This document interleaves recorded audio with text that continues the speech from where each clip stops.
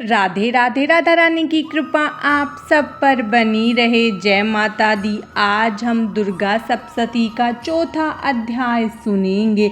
आप चौथा अध्याय सुनने से पहले दुर्गा कवच, अर्गला स्रोत और कीलक जरूर सुने। उसका वीडियो डिस्क्रिप्शन बॉक्स में मिल जाएगा। तो चलिए हम अध्याय सुनते हैं।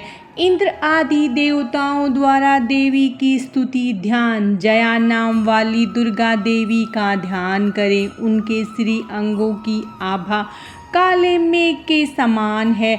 वे अपने कटाक्षों से शत्रु समूह को भय प्रदान करती हैं। उनके मस्तक पर आबाद चंद्रमा की रेखा शोभा पाती है। वे अपने हाथों में शंख, चक्र, कृपाण और त्रिशूल धारण करती हैं।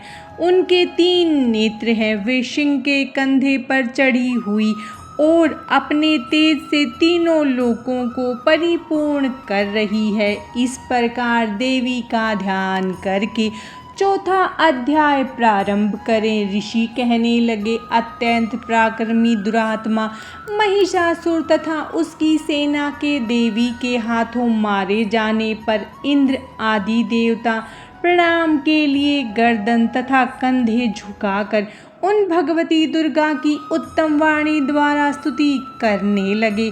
उस समय अत्यंत हर्ष के कारण उनके सुंदर अंगों में रोमांच हो आया था। देवता बोले, संपूर्ण देवताओं की शक्ति का समुदाय ही जिनका स्वरूप है तथा जिन देवी ने अपनी शक्ति से संपूर्ण जगत को व्याप्त कर रखा है, समस्त देवताओं और महर्षियों की पूजनी उन जगदम्बा को हम भक्ति पूर्वक प्रणाम करते हैं। वे हम लोगों का मंगल करें। जिनके अनुपम प्रभाव और बल का वर्णन करने में भगवान शेषनाग, ब्रह्मा जी तथा महादेव जी भी समर्थ नहीं है। वे भगवती चंडिका संपूर्ण जगत का पालन एवं भय का नाश करने का विचार करे। जो पुण्य आत्माओं के घरों में स्वयं ही लक्ष्मी रूप से, पापियों के यहाँ दरिद्रता रूप से, शुद्ध अंतःकरण वाले पुरुषों के हृदय में बुद्धि रूप से, सत्पुरुषों में श्रद्धा रूप से और कुलीन मनुष्यों में लज्जा रूप से निवास करती हैं, उन आप भगवती दुर्गा को हम प्रणाम करते हैं। हे देवी, आप संपूर्ण विश्व का पालन कीजिए। मातेश्वरी, आपके इस अचिंत्य रूप का, असुरों का नाश करने वाले भारी पराक्रम का तथा समस्त देवताओं और दैत्यों के समक्ष युद्ध में प्रकट किए हुए आपके अद्भुत चरित्रों का वर्णन हम किस प्रकार कर सकते हैं। आप संपूर्ण जगत की उत्पत्ति का कारण है। आप में सत्वगुण, रजोगुण और तमोगुण, ये तीनों गुण मौजूद हैं। हम तो क्या, भगवान विष्णु और भगवान महादेव आदि देवता भी आपका पार नहीं पा सकते। आप ही सबका आश्रय है। यह समस्त जगत आपका अंशभूत है, क्योंकि आप सबकी आदिभूता अव्यकृता प्रकृति है। हे देवी, संपूर्ण यज्ञों में जिसके उच्चारण से सब देवता तृप्त होते हैं, वह स्वाहा आप ही हैं। पितरों की भी तृप्ति का कारण आप ही हैं।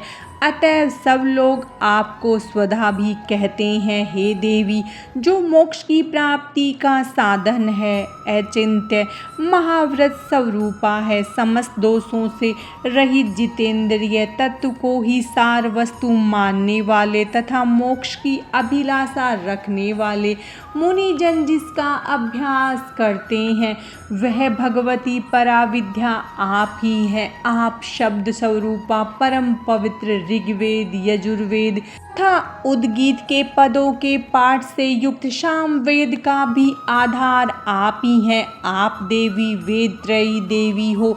आप 6 ऐश्वर्यों से संपन्न भगवती हैं। इस विश्व की उत्पत्ति एवं पालन के लिए आप ही वार्ता हो।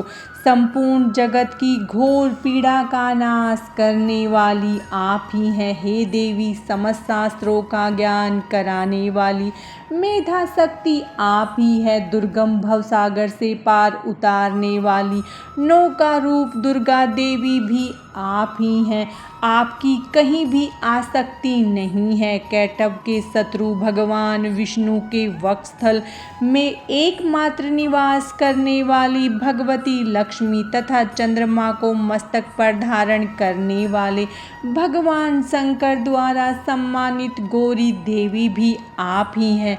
आपका मुख मंद मुस्कान से सुशोभित निर्मल पूर्ण चंद्रमा के बिंब का अनुकरण करने वाला और उत्तम स्वर्ण से भी अधिक कांति से कमनीय है।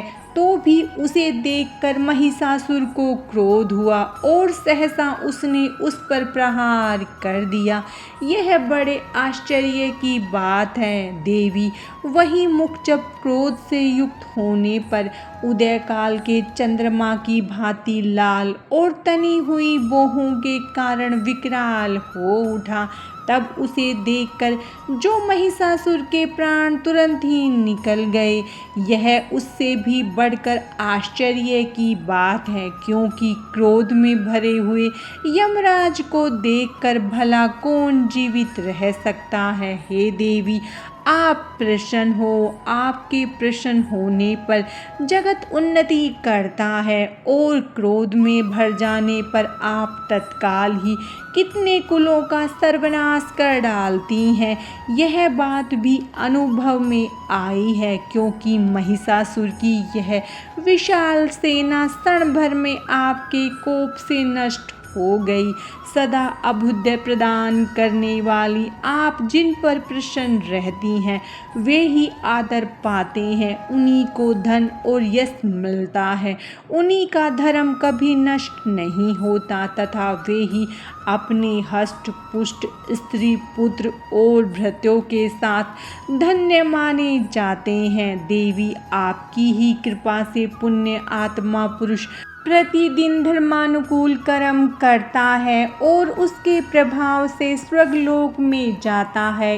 इसीलिए आप तीनों लोकों में निश्चय ही मनोवांछित फल देने वाली हो। माँ दुर्गे, आप स्मरण करने पर सब प्राणियों का भय हर लेती है और स्वस्थ पुरुष द्वारा चिंतन करने पर उन्हें पवित्र बुद्धि प्रदान करती हैं। दुख, दरिद्रता और भय हरने वाली देवी, आपके सिवा दूसरी कौन है जिसका चित्त सबका उपकार करने के लिए सदा ही दयार्द्र रहता हो। देवी, इन राक्षसों के मारने से संसार को सुख मिले तथा ये राक्षस चिरकाल तक नरक में रहने के लिए भले ही पाप करते रहे हों, इस समय संग्राम में मृत्यु को प्राप्त होकर स्वर्गलोक में जाएं। निश्चय ही यही सोचकर आप शत्रुओं का वध करती हैं। आप शत्रुओं पर शस्त्रों का प्रहार क्यों करती हैं? समस्त असुरों को दृष्टिपात मात्र से ही भस्म क्यों नहीं कर देती? इसमें एक रहस्य है। ये शत्रु भी हमारे शस्त्रों से पवित्र होकर उत्तम लोक में जाएं। इस प्रकार उनके प्रति भी आपका विचार अत्यंत उत्तम रहता है। खड्ग के तेज पुंज की भयंकर दीप्ति से तथा आपके त्रिशूल के अग्रभाग की घनीभूत प्रभा से चौंधिया कर जो असुरों की आंखें फूट नहीं गई, उसमें कारण यही था कि वे आपके चंद्रमा जैसे सुंदर मुख का दर्शन करने में लगे रहते थे।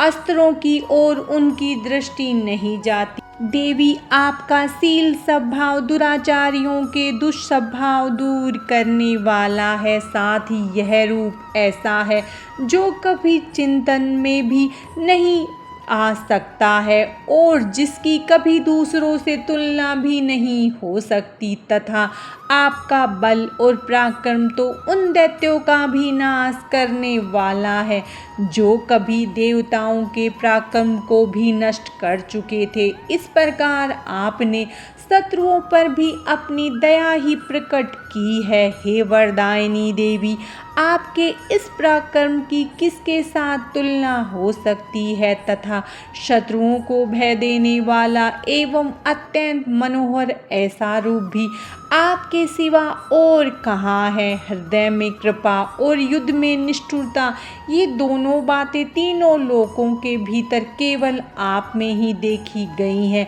मातेश्वरी, आपने शत्रुओं का नाश करके इस समस्त त्रिलोकी की रक्षा की है। उन दैत्यों को भी रणभूमि में मारकर स्वर्ग में पहुंचाया है तथा उन्मत्त दैत्यों से हमें डर बना रहता था उस भय को भी दूर किया है। आपको हमारा नमस्कार है। देवी, आप शूल से हमारी रक्षा करें। अंबिका, आप खड्ग से भी हमारी रक्षा करें।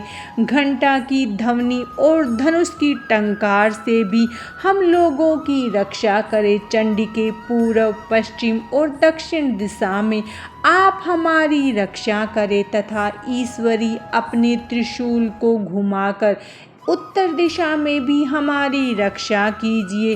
तीनों लोकों में आपके जो परम सुंदर एवं अत्यंत भयंकर रूप विचरते रहते हैं, उनके द्वारा भी आप हमारी तथा इस संसार की रक्षा करें। हे अंबिके, आपके हाथों में शोभा पाने वाले खड्ग, शूल और गदा आदि जो जो अस्त्र हैं, उन सब के द्वारा आप सब प्रकार से हम लोगों की रक्षा कीजिए। ऋषि बोले, इस प्रकार जब देवताओं ने देवी दुर्गा की स्तुति की और नंदनवन के दिव्य पुष्पों एवं गंध, चंदन आदि के द्वारा उनका पूजन किया, फिर सबने मिलकर जब भक्ति पूर्वक दिव्य धूपों की सुगंध निवेदन की और प्रणाम करने लगे, तब देवी प्रसन्न होकर देवताओं से कहने लगी, देवताओं, तुम सब लोग मुझसे जिस वस्तु की अभिलाषा रखते हो उसका वर मांग लो। देवता बोले, हे भगवती, आपने हमारी सब कामनाएं पूर्ण कर दी है। अब मांगने को कुछ भी बाकी नहीं है, क्योंकि हमारे इस परम शत्रु महिषासुर को आपने मार ही दिया है। हे महेश्वरी, इतने पर भी यदि आप हमें और वर देना चाहती हैं तो यह वर दीजिए कि हम जब जब आपका स्मरण करें तब तब आप दर्शन देकर हम लोगों के संकट दूर कर दिया करें तथा हे प्रसन्नमुखी मातेश्वरी, जो मनुष्य इस स्रोतों द्वारा आपकी स्तुति करे उसे धन, समृद्धि और वैभव देने के साथ ही उसकी धन और स्त्री आदि संपत्ति को भी बढ़ाने के लिए आप सदा हम पर प्रसन्न रहे। ऋषि बोले, हे राजन, देवताओं ने जब अपने तथा जगत के कल्याण के लिए वर मांगा तब तथास्तु कहकर देवी भद्रकाली वहीं अंतर्ध्यान हो गई। हे राजन, पूर्व काल में तीनों लोकों का हित चाहने वाली देवी जिस प्रकार देवताओं के शरीरों से प्रकट हुई थी, वह सब कथा मैंने तुमसे कह सुनाई है। अब पुनः देवताओं का उपकार करने वाली वे देवी दुष्ट दैत्यों तथा शुंभ निशुंभ का वध करने एवं तीनों लोकों की रक्षा करने के लिए गौरी देवी के शरीर से जिस प्रकार प्रकट हुई थी, वह प्रसंग ध्यान से सुनो। दुर्गा सप्तशती का चौथा अध्याय पूरा हुआ। माता रानी की कृपा आप सब पर सदा बनी रहे। जय माता दी। राधे राधे।